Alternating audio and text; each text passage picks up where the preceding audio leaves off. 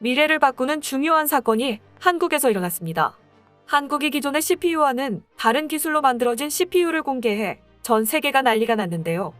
세계적인 CPU 기업인 미국의 인텔이 개발한 CPU보다 수천 배는 빠른 연산을 할 수 있다는 연구 결과가 나와 전 세계 반도체 업계를 발칵 뒤집어 놨습니다. 이는 향후 20년의 미래를 한국이 좌지우지할 수 있게 되었다고 하는 놀라운 사건으로 기록되고 있습니다. 한국이 압도적인 기술력으로 신개념 CPU를 공개하자 중국과 일본이 극도로 한국을 경계하고 있는 눈치인데요. 추락을 거듭하고 있는 중국과 일본의 한국에 대한 질투심을 지금부터 자세히 설명해드리겠습니다. 2016년 대한민국은 물론이고 전 세계를 뜨겁게 만든 일이 있었습니다.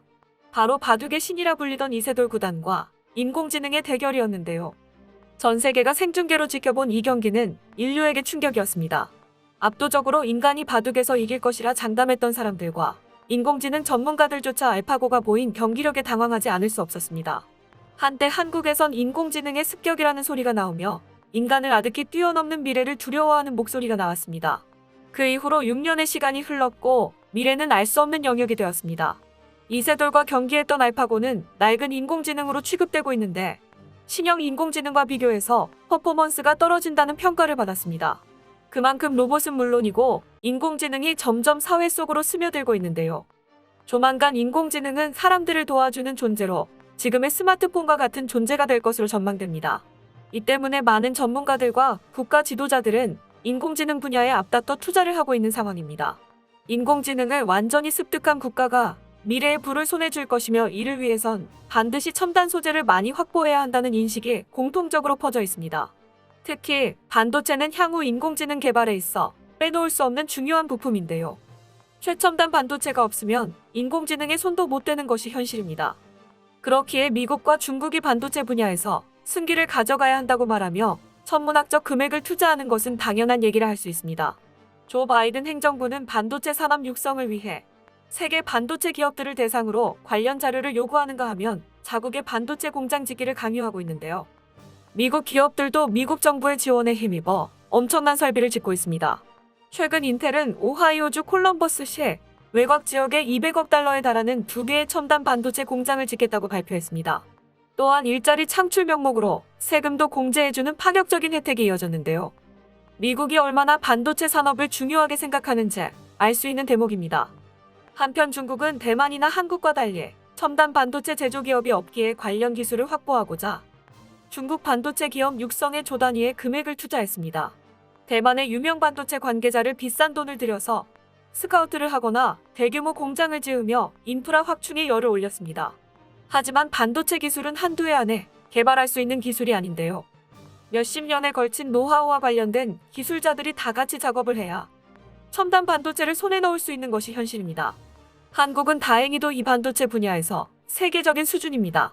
한국의 삼성전자는 다른 국가와 기업에 비해서 매우 앞선 상태에서 인공지능 개발과 미래 산업 투자가 가능한데요. 그 결과 삼성은 다른 국가들을 제칠 만큼 놀라운 성과를 얻었습니다.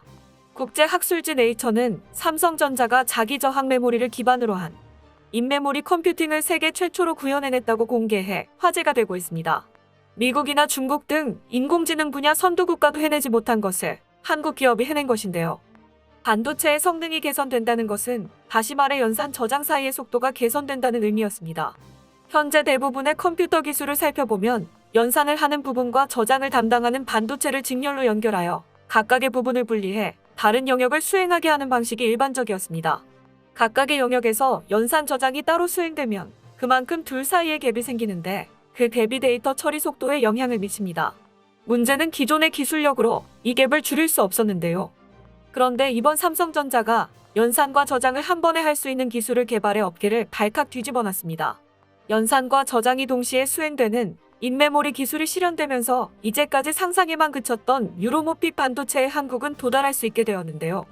연산과 저장 사이의 속도가 빨라지면 자연적으로 데이터 처리 능력이 올라가 인공지능 분야에서 반드시 필요한 기술이었습니다. 뉴로모픽 반도체는 인간의 신경망 구조를 본따 모든 칩을 병렬로 연결해 연산과 저장을 한 곳에서 가능하게 만드는 기술을 의미합니다. 뉴로모픽 반도체 내 소자는 인간 뇌의 뉴런을 담당하고 메모리는 시냅스를 담당합니다. 기존 기술로는 연산 저장 사이의 속도를 좁히는데 한계가 있었던 반면 이 뉴로모픽 반도체 기술은 거리 자체를 제로로 만들면서 비약적인 처리가 가능해져 향후 기술 개발의 표준이 될 가능성이 높습니다. 실제로 지난해 8월 한국 연구팀이 시범으로 개발한 뉴로모픽 반도체의 경우 시중에 나온 CPU보다 집적도가 3,500배가 높았는데요. 다시 말해 가장 좋다고 말하는 PC보다 수천 배 이상 연산 속도를 낼 수 있다는 의미입니다.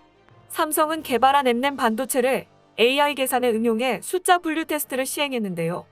분류 결과 최대 98%의 정확도를 보이며 데이터 처리 속도는 훨씬 더 빨라졌지만 기존 반도체와 차이 없는 정확도를 보였습니다. 얼굴 검출 테스트에서는 93%의 정확도를 보이며 삼성의 기술력을 드러냈습니다. 현재까지 뉴로모픽 반도체 분야에서 가장 앞서 있다고 평가를 받은 IBM은 이번 삼성전자의 연구 결과를 듣고는 충격이라는 말과 함께 지금까지 연구 결과를 다시 검토하겠다고 말하며 삼성전자를 따라가겠다는 각오를 드러냈습니다. 실제 뇌를 모방해 사람의 처리 속도보다 더 빠른 인공지능을 개발하는 이들은 이번 뉴로모픽 반도체의 등장이 게임 체인저가 될 것이라고 말하고 있습니다. 군사 부분에서 이 기술을 사용하게 된다면 단시간에 전쟁을 종식시킬 가능성도 있기 때문입니다. 한국 KF-21은 유무인복합 작전 전투기로 개발될 예정입니다. 카이가 공개한 CG를 보면 KF-21 한 대가 세 대의 무인기를 통제할 수 있는 것으로 보이는데요. 조종사는 음성인식 AI 기술로 세 대의 무인기를 동시에 조종할 수 있으며 무인기 또한 자체 AI 시스템으로 스스로 판단하며 적을 효과적으로 타격할 수 있습니다. 영화 아이언맨의 AI 시스템인 자비스처럼 음성 명령을 내리면 그에 따라 무인기들이 알아서 작전을 수행하는 것과 같다고 볼 수 있습니다. 한국은 이 분야에서 이미 선진국인데요. 영상인식 AI도 엄청난 수준에 있어 적의 인상착의를 판단해 공격하여 시민들의 피해를 최소화하고 또한 전장 상황을 파악한 후 지휘관에게 주요 전투 정보와 변수들 그리고 그에 따라 효율적인 명령을 내릴 수 있게 권고를 내릴 수 있습니다. 기존의 장비로도 한국은 세계 정상급 AI 기술을 가지고 있었지만 이번 삼성이 개발한 신개념 CPU로 인해 비약적인 기술 발전을 이뤄낼 것으로 전망됩니다. 특히 삼성전자가 향후 미래 반도체 시장에서도 압도적인 우위를 차지할 것이라 바라봤습니다.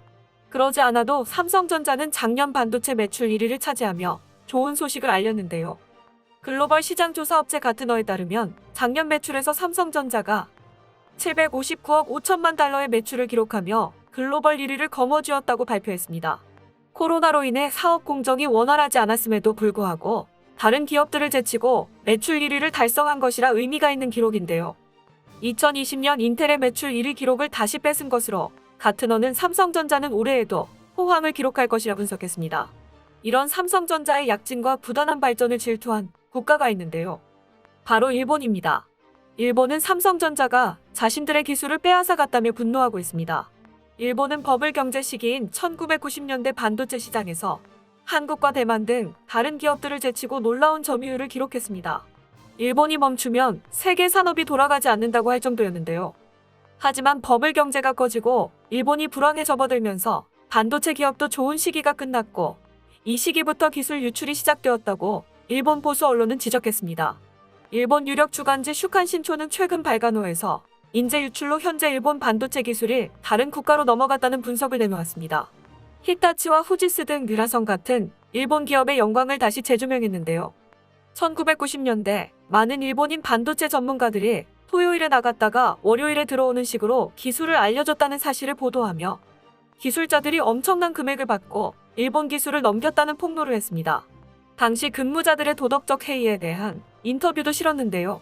하지만 이는 사실이 아닙니다.